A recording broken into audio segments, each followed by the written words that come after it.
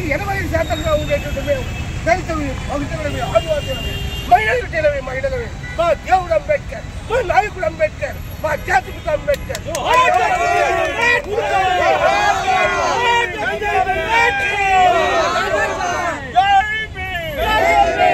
హెచ్చరిక చేస్తున్నాం. అందుకని చివరిగా ఈ మనువాదులకి మేము హెచ్చరిక చేయదలుచుకున్నాం. అంతరాని మంట నేను వెంటకి పడుతుందిరా కొడక అని చెప్పి అమిత్ షాని హెచ్చరిక చేయదలుచుకున్నాం. అరెస్ట్ చేయాలి, అరెస్ట్ చేయాలి అమిత్ షాను, అరెస్ట్ చేయాలి, అరెస్ట్ చేయాలి డాక్టర్ బిఆర్ అంబేద్కర్ అవమానించినటువంటి అమిత్ షాను చేయాలి అమిత్ షా. తర్వాత సీనియర్ న్యాయవాది పౌర హక్కుల సంఘం నాయకుడు ఎం రమణ గారిని మాట్లాడవలసిందిగా కోరుతున్నాం.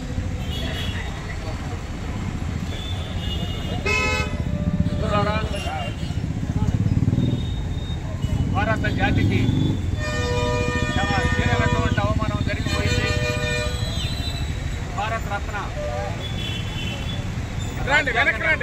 భారత రాజ్యాంగ నిర్మాత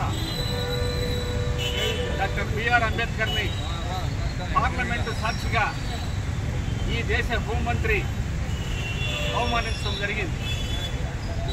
మిత్రులారా, ఈ దేశాన్ని పరిపాలన చేసినటువంటి దుర్మార్గమైనటువంటి మతతత్వ పాలకులకి రాజ్యాంగం మీద విశ్వాసం లేదు, దేశంలో ఉన్నటువంటి చట్టాల మీద కూడా విశ్వాసం లేదు. ఎందుకనంటే భారత రాజ్యాంగంలో మనుధర్మాన్ని చొప్పించాలని ఆనాడే పెద్ద ప్రయత్నం చేశారు. మనుధర్మాన్ని చొప్పించడాన్ని డాక్టర్ బిఆర్ అంబేద్కర్ తీవ్రంగా వ్యతిరేకించాడు. తీవ్రంగా వ్యతిరేకించడమే కాదు, మనుధర్మ శాస్త్రాన్ని తగలబెట్టాడు. కాబట్టి ఇవాళ ఈ దేశాన్ని పరిపాలన చేస్తున్నటువంటి మతోన్మాదులకి, హిందూ మతోన్మాదులకి బిఆర్ అంబేద్కర్ అంటే సీకిన దాకా కోపం. కాబట్టి ఆ కోపాన్ని ఈ దేశ హోంమంత్రి పార్లమెంట్ సాక్షిగా డాక్టర్ బిఆర్ అంబేద్కర్ని అవమానించాడు. డాక్టర్ బిఆర్ అంబేద్కర్ని అవమానించడం అంటే భారత రాజ్యాంగాన్ని అవమానించడమే. భారత రాజ్యాంగాన్ని అవమానించడం అంటే భారత ప్రజా ప్రాతినిధ్య చట్టం 7, 8 కింద వాళ్ళని శిక్షించాల, బర్తరఫ్ చేయాల.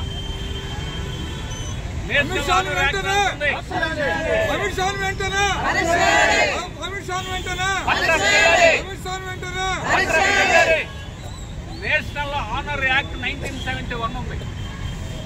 భారత రాజ్యాంగాన్ని కనుక ఎవరైనా కానీ అవమానిస్తే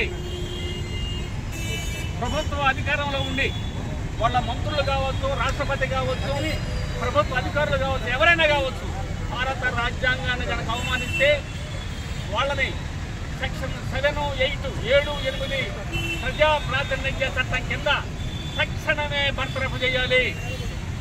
అయితే ఇవాళ భారత పాలకులకి భారత రాజ్యాంగం మీద, చట్టాల మీద నమ్మకం లేదు కాబట్టి వాళ్ళు చట్టాన్ని ఏమాత్రం కూడా అమలు చేయడం లేదు. ఆ తర్వాత ఎస్సీ ఎస్టీ యాక్ట్ కింద సెక్షన్ 3 కింద భారత్ అమిత్ షా మీద సెక్షన్ 3 ఎస్సీ ఎస్టీ యాక్ట్ కింద తక్షణమే కేసు నమోదు చేయాలి. ఇవాళ ప్రజల హక్కుల కోసం, ప్రజల సమస్యల కోసం, ఆదివాసుల కోసం మాట్లాడుతున్నటువంటి భారత ప్రజల మీద దేశద్రోహ చట్టాలు పడుతున్నారు. దుర్మార్గమైనటువంటి టెర్రరిస్టు చట్టాలను అమలు చేస్తున్నారు. భారత జాతిని, భారత రాజ్యాంగాన్ని హోంమంత్రి ఉండే భారత రాజ్యాంగం మీద ప్రమాణం చేసి హోంమంత్రిగా పదవి బాధ్యతలు స్వీకరించినట్టు అమిత్ షాని కనీసం అతన్ని అరెస్ట్ చేయలేదు, అతన్ని బర్తరఫ్ చేయాలి. ఈ దేశంలో ఉన్నటువంటి చట్టాల ప్రకారం అతను ఇమీడియట్గా బర్తరఫ్ చేయాలా, కానీ బర్తరఫ్ చేయలేదు. చేయకపోగా భారత ప్రధాని అతన్ని వెనకేసుకొస్తున్నాడు. ఇది చాలా దుర్మార్గమైనటువంటి చర్య. ఈ చర్యని మనం అందరం కూడా నిరసించాలా. హోంమంత్రి అమిత్ షాని బర్తరఫ్ చేసేదాకా మనం ఖచ్చితంగా మన గళాన్ని ఎత్తి మనం పోరాటం సాగించాలా. దేశవ్యాప్తంగా ఉన్నటువంటి ఎస్సీలు, ఎస్టీలు, మైనారిటీలు, స్త్రీలు, ఆదివాసీలు ఈ దుర్మార్గమైనటువంటి వ్యాఖ్యలకు వ్యతిరేకంగా అమిత్ షా చేసినటువంటి అవమానకరమైన వ్యాఖ్యలకు వ్యతిరేకంగా ఎలుగెత్తి చాటాలా, అతన్ని భద్రపు చేసేదాకా మన ఉద్యమాన్ని కొనసాగించాలని చెప్పి అందరికీ విజ్ఞప్తి చేస్తూ సెలవు తీసుకుంటున్నాం.